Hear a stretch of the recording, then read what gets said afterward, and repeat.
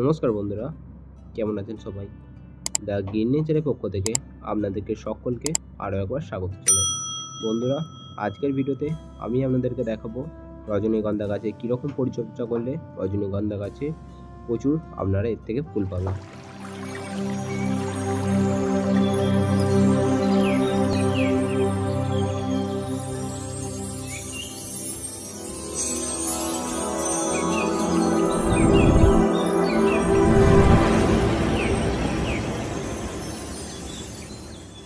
তো বন্ধুরা, ভিডিওটি স্কিপ না করে ভিডিওটি সম্পূর্ণ দেখবেন এবং চ্যানেলে যদি কোনো নতুন দর্শক হয়ে থাকে তো তাদেরকে একটি অনুরোধ করব যে চ্যানেলটি সাবস্ক্রাইব করে আমার পাশে থাকার জন্য। তো বন্ধুরা, চলুন আজকের ভিডিওর মূল বিষয়ে আসা যাক। বন্ধুরা, তো রজনীগন্ধা মূলত একটি গরমের ফুল। তো এই রজনীগন্ধা গাছে কম বেশি করে সারা বছরই ফুল দেয়, শুধু শীতকালটা বাদ দিয়ে, কারণ শীতকালে এরা ডরমেন্সি পিরিয়ডে চলে যায়। তো শীতকাল বাদ দিয়ে গরমেই এই গাছে ফুল চলে আসে। তো জুন জুলাই মাসে সাধারণত এই গাছে ফুল হয়। তো আমার গাছে এপ্রিলই গাছে ফুল চলে এসেছে এবং কত আরও স্টিক হচ্ছে। তো আমি আমার গাছে কীরকম পরিচর্যা করেছি তো সেটি আপনাদের কাছে শেয়ার করব। আর এই গাছে কেমন কি খাবার দিতে হয় বা কতক্ষণ রোদ্দুরের প্রয়োজন তো সমস্তই আজকের এই ভিডিওতে শেয়ার করব। তো বন্ধুরা, চলুন একে একে এই গাছের পরিচর্যা সম্বন্ধে আমরা জেনে নিই।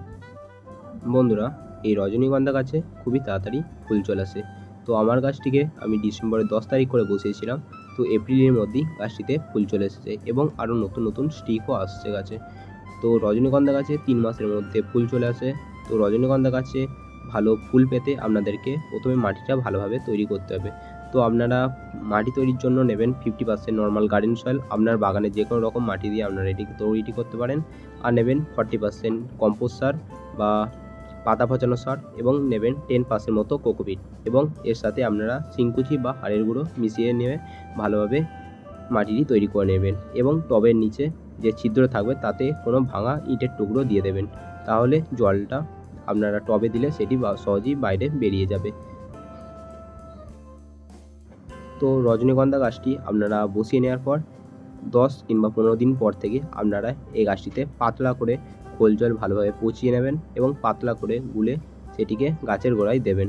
তো সপ্তাহে আপনারা একবার করে এই খাবারটি দিয়ে যাবেন, দেখবেন খুবই সুন্দর রেজাল্ট পাবেন এবং খুবই তাড়াতাড়ি আপনার গাছে ফুল চলে আসবে। এবং এই রজনীগন্ধা গাছে আপনারা গোড়াটা সারাক্ষণ স্যাঁতস্যাঁতে রাখবেন। আপনারা এই রজনীগন্ধা গাছের গোড়াটাকে এমন রাখবেন যাতে অতিরিক্ত জল এই টবের মধ্যে জমা না হয়, তাহলে আপনার গাছের গন্ধটি পচে যাবে এবং আপনার টবের গোড়াটি একদম যেন শুকনো না থাকে, যেন সারাক্ষণ টবের মধ্যে ময়েশ্চার ভাব থাকে বা স্যাঁতস্যাঁতে ভাব আপনার টবের মধ্যে সারাক্ষণ থাকে। এরপর বন্ধুরা, চলুন জেনে নিই যে এই রজনীগন্ধা গাছে কেমন পরিমাণে রৌদ্রের প্রয়োজন।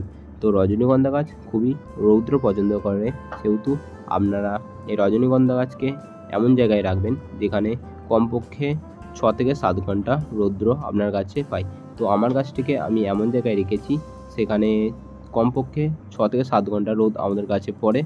আর আপনাদের মধ্যে অনেক বন্ধুরাই আছেন যাদের বাড়িতে গাছপালায় ছাওয়া হয়ে গিয়েছে এবং খুব বেশি রৌদ্র আপনার গাছে পৌঁছায় না, তো তারাও এই গাছটিকে করতে পারেন, কিন্তু কমপক্ষে গাছটিতে 2 থেকে 3 ঘন্টা রৌদ্রের প্রয়োজন এবং আপনাদেরকে এই গাছটিকে খাবারটা মেনটেন করে দিতে হবে, তাহলেও দেখবেন আপনার গাছে খুবই সুন্দর ফুল আসবে। এরপর বন্ধুরা, চলুন জেনে নিই যে এই রজনীগন্ধা গাছে কীরকম পোকামাকড় আক্রমণ হয়।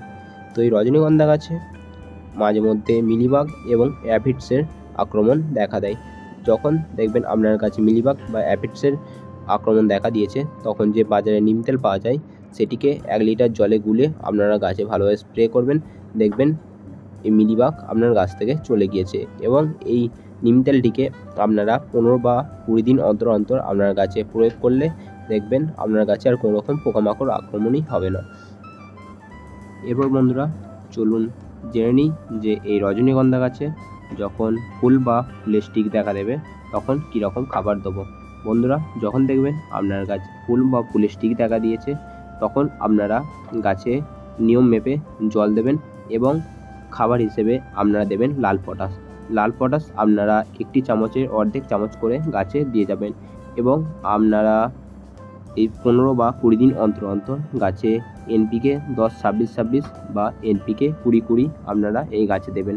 এবং মাঝে মধ্যে আপনারা গাছে যে মাস্টার্ড কেক ফার্টিলাইজার বা সরিষার খোল পচানো হয় সেটিকে আপনারা 7 দিন জলে ভালোভাবে পচিয়ে নেবেন এবং সেটিকে ভালোভাবে পচিয়ে সেটিকে ভালোভাবে জল দিয়ে গুঁড়ে পাতলা করে সেটিকে আপনারা গাছে দেবেন। তো বন্ধুরা, এই ছিল আজকের আমার ভিডিও। তো ভিডিওটি কেমন লাগলো অবশ্যই কমেন্ট করে জানাবেন এবং চ্যানেলে যদি কোনো নতুন বন্ধু হয়ে থাকেন তো চ্যানেলটি অবশ্যই সাবস্ক্রাইব করে পাশে থাকবেন। তো বন্ধুরা, ভিডিওটি আমি এখানেই শেষ করছি। যদি বন্ধুরা ভিডিওটি ভালো লাগে চ্যানেলটি সাবস্ক্রাইব করে পাশে থাকবেন। তো দেখা হচ্ছে অন্য কোনো ভিডিও নিয়ে। ততক্ষণ সুস্থ থাকবেন, ভালো থাকবেন এবং আমার ভিডিও দেখতে থাকবেন। এবং বন্ধুরা, আপনাদের যদি কোনো কিছু প্রশ্ন থেকে থাকে তাহলে অবশ্যই সেটি কমেন্ট করে জানাতে পারেন। আমি যতটা সম্ভব আপনাদের কমেন্টে রিপ্লাই দেওয়ার চেষ্টা করব।